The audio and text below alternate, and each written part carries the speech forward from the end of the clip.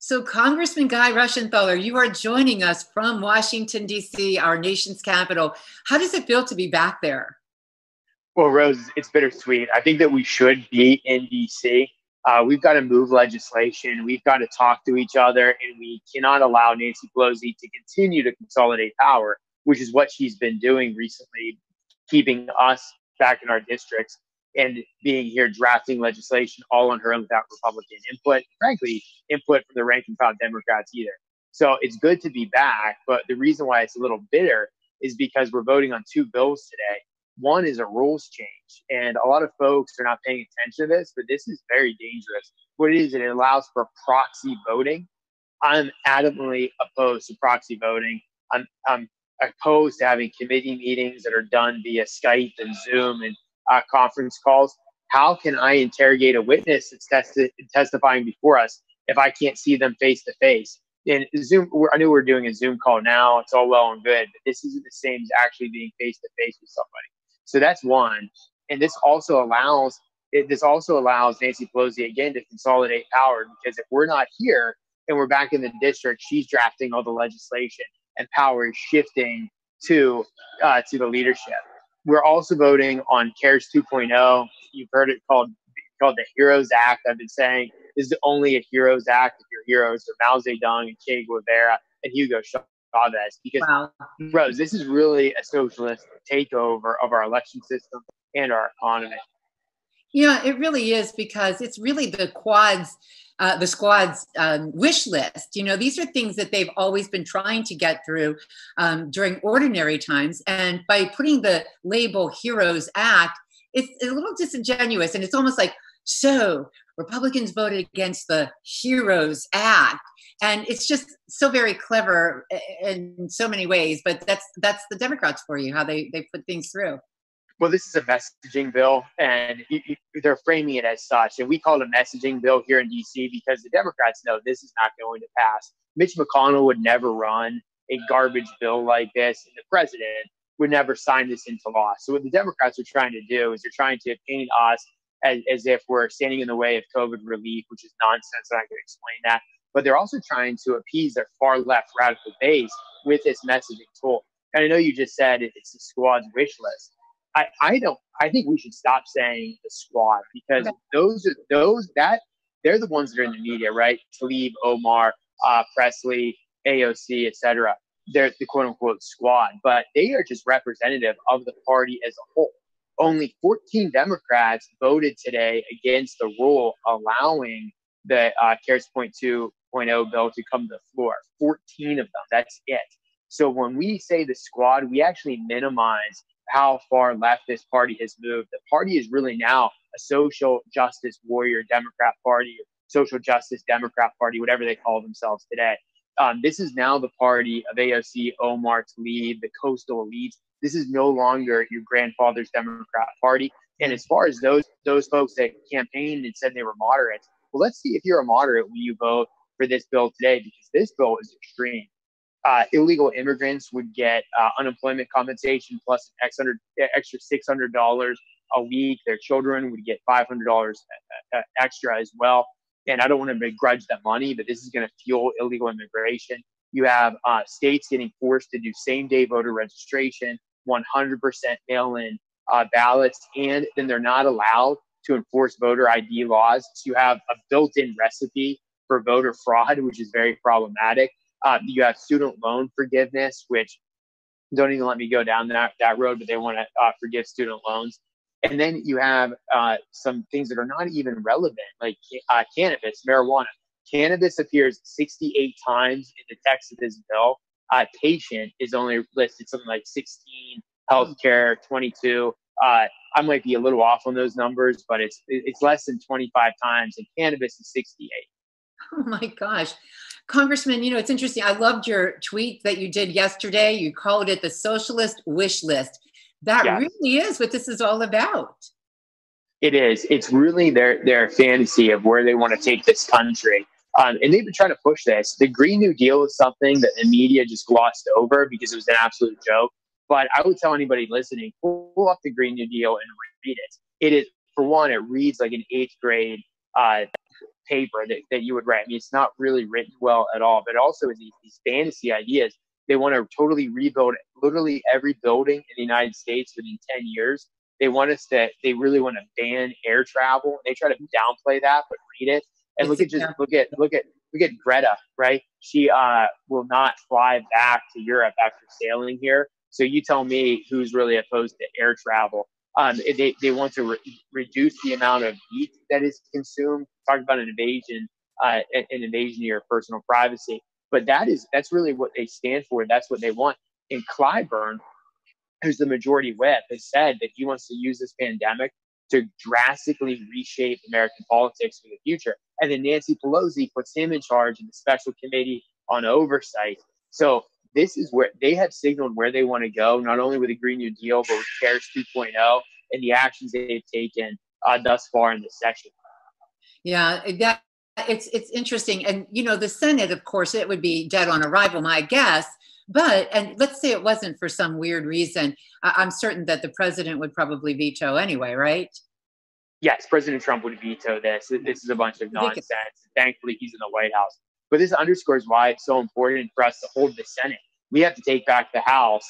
That's my number one priority, as well as getting the president reelected. But we've got to play defense in the Senate and make sure we retain that, because right now, Mitch McConnell is stopping so many of the bad bills and therefore President Trump doesn't even have to get involved, because Mitch McConnell cuts it off before it even goes to a vote. Unbelievable. And I love what you said, Chin. I think it was an important point that you made, and we do have to keep this in mind. It is what the Democratic Party has become. There's no doubt about it. It is so extreme, so far left, bordering on socialism. I mean, really teetering on the edge there between capitalism and democracy and the republic and socialism. Yes. I think it's fair to actually say it's socialism. I mean, they want to totally nationalize 1/5 of our economy by having single-payer healthcare. They're for that. They went in that direction with Obamacare, but their ultimate goal is single-payer healthcare, which has been a disaster all over the world. They also are pushing. You have Tlaib telling people to stay at home and refuse to go to work. They're pushing $600 extra on top of unemployment compensation, which incentivizes people not to go to work. They want government involved in every aspect of your life. They want people totally dependent on government. And that, to me, is the definition of socialism. You also have a consolidation of power in leadership. So fewer and fewer members have a say here, and the ranking power getting sidelined, not by Republican leaders, but by Democrat leaders. And that you see that when Nancy Pelosi doesn't bring us back. So that too is a definition of socialism, when you have a few people in control and the voices of the people just not heard here at all in what is the people's house.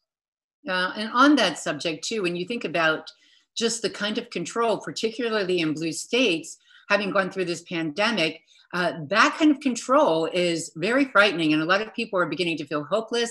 They're feeling helpless.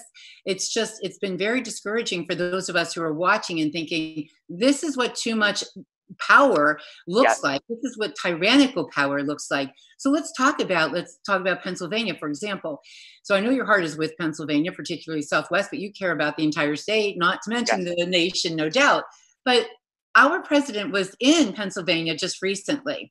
And Pennsylvania is not one of the best right now. We're not really doing very well. Some states are doing so much better in terms of reopening. When you look at Florida, I was just in Florida last week, Congressman. There is such a stark difference between our state and that state. There seemed to be less oppression. People seemed happier. If you wanted to wear a mask, you should most certainly wear a mask. A lot of places were opening up, but carefully and thoughtfully. And I think that Pennsylvanians are at a point right now where they want to follow that lead. That's the lead they want. There's a lot I want to add here. For one, Pennsylvania has gone totally overboard and has stopped being thoughtful. So Governor Wolf has totally botched this. And you compare that with Ron DeSantis from Florida, who's the governor there, who's done an incredibly good job. But let me just talk about that. In the early days of this pandemic, we were told that we had to flatten the curve. The whole reason we had to flatten the curve was so our healthcare system was not overwhelmed, like we saw it overwhelmed in Italy and Spain, where people couldn't get beds, they couldn't get ventilators, etc. So that was the whole point of flattening the curve. It was never to stop the spread of this. It's very difficult to stop the spread. Stopping the spread actually stops herd immunity, right? So it's unrealistic. Now that we've flattened the curve, we should go back to work, but we should open up, and we should be nuanced and thoughtful. We should make rational decisions. Ron DeSantis, full disclosure, we were in the Navy JAG Corps together. He was actually an investigative officer on some of my cases that I was litigating. I think a lot of him, I hold him in very high regard. He's been very thoughtful with reopening, and he has balanced the safety of Floridians with the health of the economy. And it's a false choice if anybody tells you it's one or the other. You can do both. Ron DeSantis certainly has. Now, look at what Governor Wolf has done. Governor Wolf has turned into a petty tyrant. You have unelected bureaucrats also in his administration that are promulgating these regulations that are hurting small businesses. We flattened the curve, so now it's time for us to go back to work. Anything else is draconian and unnecessary. What we should be doing, though, is we should be protecting the most vulnerable in our society, particularly those in hospitals and nursing homes. We've done a good job with hospitals. We've not done a good job with nursing homes. 68% of the deaths in Pennsylvania are from nursing homes. That stat is fresh as of today. So 68%. And I was on a call today with some owners of nursing home facilities, talking about the problems they're having. What Governor Wolf did is he mandated that those nursing homes accept residents that have COVID-19, that have tested positive for COVID-19 or are presenting with symptoms. That's the worst thing you can do, because then those individuals are coming in and they're infecting a whole bunch of seniors or those that have compromised immune systems. And that's why we've had so many deaths. So instead of protecting the most vulnerable, Governor Wolf did the exact opposite. And we also had one higher-ranking official from his administration that championed that, yet pulled out her own mother from the nursing home facility, which is absolutely shameful. But instead of doing that, he then is punitive on small businesses, and he's crushing our economy. It's unacceptable. You know, you're absolutely right. By the way, I know we only have a few minutes here, and we all saw that you had an opportunity to meet with the president, and you had an opportunity to make a case and for the state of Pennsylvania, and we really appreciate that. What was that like? What all did you discuss? Any chance you get to go to the White House and meet with the president, it's a special occasion. I've been incredibly fortunate because in my year and so many months here in Congress, I've got to meet the president and vice president numerous times. So it's truly always an honor. But I was part of a small group of congressmen. We went, Leader McCarthy, Jim Jordan was there, Andy Biggs, Matt Gaetz. It was a good crew. So we were there and we were having a meeting talking about the impact of Corona on the states, talking about the impact of this on the economy and so forth. And we all got to say some remarks. And one of my remarks that I made to the president was that Governor Wolf has gone too far. And we've got to do something to combat that, because, again, it's his actions, just like so many of the actions of blue state governors, have actually led to increased deaths, and we've decimated the economy. So we've had the worst of both worlds. We've had economic decline and recession, and we've had these deaths in nursing homes. There could have been a better way to approach this by this governor had they just listened to CDC guidelines and taking cues from the president. Unfortunately, they decided to turn into petty tyrants, and now we're having what we're seeing now in Pennsylvania. I always ask you this: what would your closing message be for the people in your district? We're going to get through this. This is a very tough time, but we're going to get through it. When we get through it, we have to remember what went right and what went wrong. We can no longer allow the government to intrude on our personal rights and liberties. If this doesn't make you a fan of limited government, I don't know what will. But we also have to recognize that when we get through this, we're going to have to make sure that we reduce regulation and taxation for our businesses so we can get them off the ground and competitive again. We've got to take the supply chains back from foreign lands, especially China, and bring them here to the United States, so we are no longer dependent on a foreign country for PPE, for pharmaceuticals, and for everything else that we needed in this pandemic that was frankly hoarded by China. We also have got to hold China accountable. China was responsible in large part for how this spread. They covered this up. They were not transparent. They did not allow our doctors and scientists into Wuhan in the early days. And then they turned around and lied about the cause of the spread, saying it was animal to person, not person to person, even though Taiwan had told them the exact opposite on December 31st. So we've got to hold them accountable for this and so many other the violations that they do. But we're going to get through this. We're going to be stronger than ever. America is too strong to have a virus kill us. We've just got to go back to our basics and our foundations, and we'll get through this. Very good. Thank you so much. Thanks for being there representing us in the nation's capital. We appreciate you. Keep up the good work. Thank you, Rose. Take care. Thank you. Take care. Bye.